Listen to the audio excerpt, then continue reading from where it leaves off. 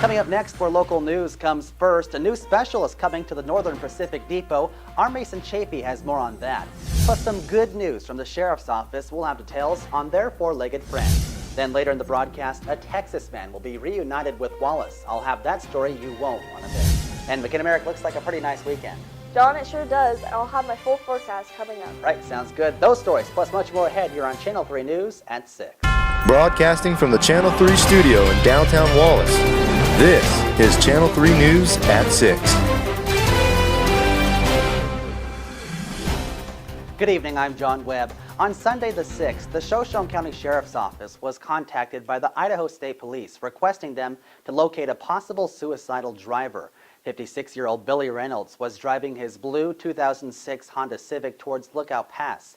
While searching for the man, further information was given to the deputies. The sheriff's office said that Reynolds had allegedly made comments that he would force deputies to shoot him if they made any type of contact. After locating Reynolds, law enforcement conducted a high-risk traffic stop near milepost 57.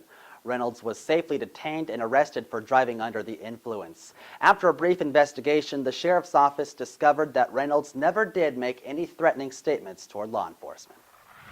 The Northern Pacific Depot is a hot spot for many tourists in Wallace, but when the winter months come around, many destinations like the depot close. That's not the case for this museum. Our Mason Chafee has more. Mason? Thanks, John. For the first time in 25 years, the Wallace Depot is beginning winter tours for tourists that come to the Silver Valley during the winter season. I recently interviewed Shauna Hillman, the director of the Northern Pacific Railroad Depot Museum, for more on the new attraction.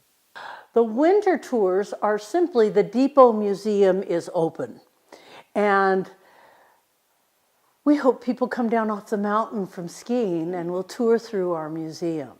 For more information, you can contact the depot at npdepot@gmail.com or 208-752-0111. Back to you, John. Mason, thank you. Tonight, the Shoshone County Sheriff's Office is praising one of their deputies. Her name is Lulu. Lulu joined the department back in May of 2018. Her partner in crime, or shall I say her partner against crime, Deputy Ben Abshire, says having Lulu is a great asset to the Sheriff's Office. Since her first day, Lulu has been deployed a total of 64 times, contributing to 36 arrests. She's located 100 grams of methamphetamine, 5,000 grams of marijuana, 1 gram of heroin, and 35 pieces of drug-related paraphernalia, totaling $21,000. Well, we've got a round of showers coming into the Silver Valley. Our weather commander, Makenna, has more on when to expect it. Makenna? Thanks, John. The Doppler radar is showing showers from St. Mary's all the way up into Coeur d'Alene and a big amount over in western Montana. Temperatures in the high 30s to low 40s are going to be in our region. The 7-day forecast is showing to be mostly sunny Friday through Tuesday with a high chance of snow Wednesday and Thursday. Back to you, John. Makenna, thank you. A southern Texas man will soon be visiting a town near and dear to his heart. 74-year-old Walt Jordan, a mechanical engineer, spoke exclusively with Channel 3, and tonight we have his full story. The year was 1962. Walt Jordan and his friends, Tommy and Butch, set off on a trip of a lifetime to the Seattle World Fair. As teenagers, they thought it would be great fun to travel across the country in a 1941 International pickup truck with a makeshift camper built on the bed. That truck had no oil pressure. It was dropping to zero, and it had top speed was about 30 miles an hour. The young men left the town of Odessa on June 20th, 1962, and traveled west to New Mexico, up to Utah, Wyoming, then through the Yellowstone National Park. Little did they know, the toughest part of their trip was still yet to come. When we started up Lookout Pass toward into Idaho, my friend Butch and I got out so it would be a little lighter, and we ran backwards up to the top of that hill. Jordan said once they got to the top of Lookout Pass, they figured they ran out of gas, so they coasted downhill and stopped at the first gas station they could find. They soon discovered that the problem was not an empty fuel tank, but rather an issue with one of their cylinders. This guy there, he said, "Man, you should have just kept coasting. And you could have coasted 20 miles down to Wallace, and they got a service station down there." The three 18-year-olds set up camp on the far side of town and built a fire. But the next morning when we got up, there was a sign back at the back that said "No fires."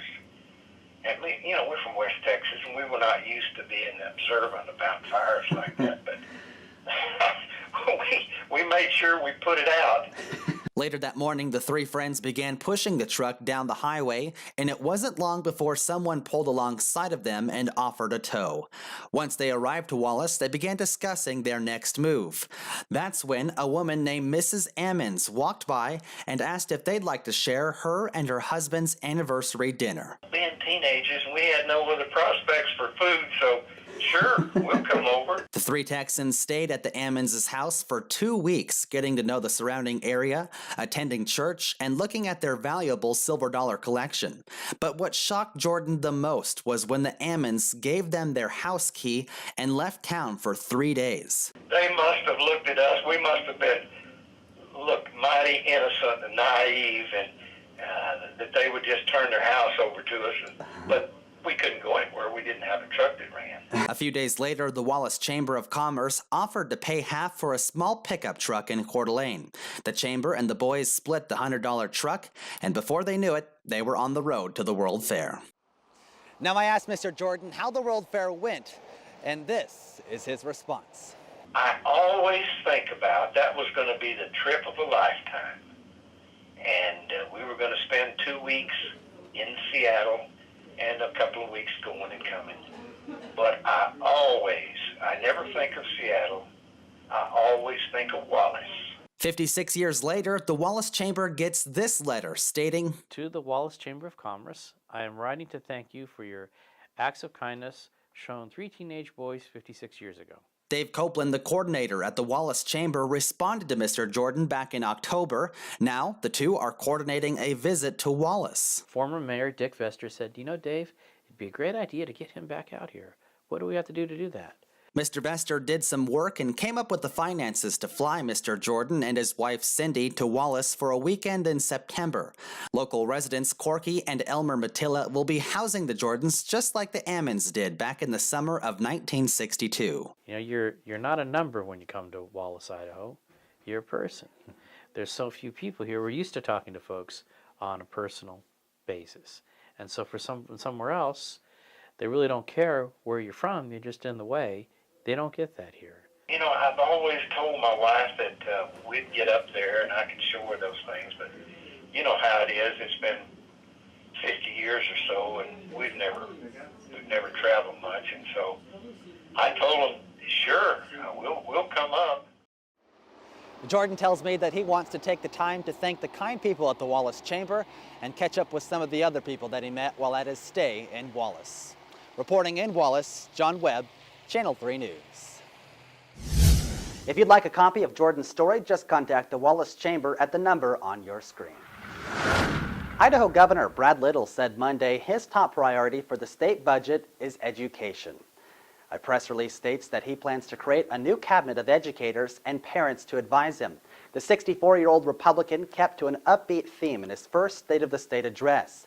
Little was inaugurated last Friday on the steps of the Capitol. His private ceremony was held on Monday morning. Little served as lieutenant governor for the last 10 years under the former governor Butch Otter.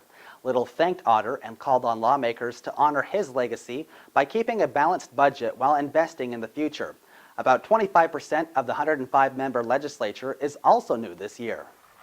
Tonight we've got some more news coming out of the Little administration and an update to a story that we brought you in our last broadcast. On Wednesday, Governor Brad Little announced that the Idaho Department of Corrections has appealed a U.S. District Court ruling that orders the state of Idaho to provide gender reassignment surgery to an inmate.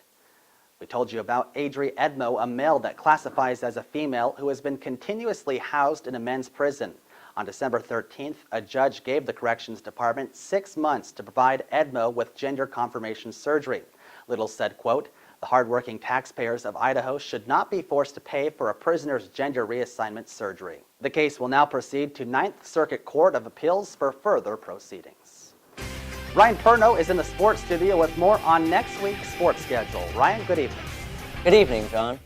Coming up on next week's sports schedule, the Kellogg girls play on a Game 3 road trip starting on the 12th versus Bonners Ferry at 4 o'clock. They will then play St. Mary's the 17th at 7 p.m. and then they end the week at Priest River at 7 p.m. The Wallace girls play Lakeland C and JV team at Lakeland at 4 o'clock and then at 5.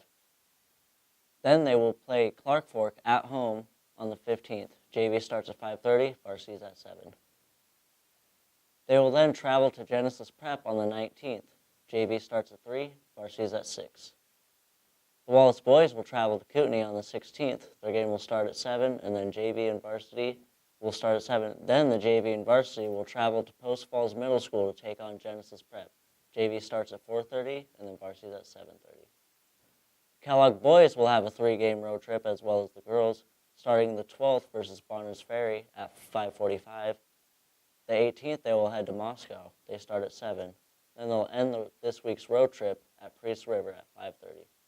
Back to you, John.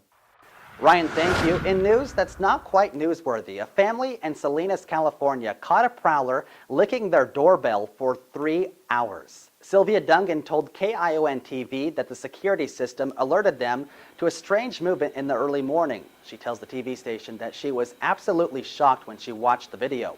The tongue-wagging trespasser didn't stop there. Police said he also was caught on video appearing to urinate on the front lawn. Police said the suspect, 33-year-old Roberto Daniel Arroyo, could face misdemeanor charges for petty theft and prowling.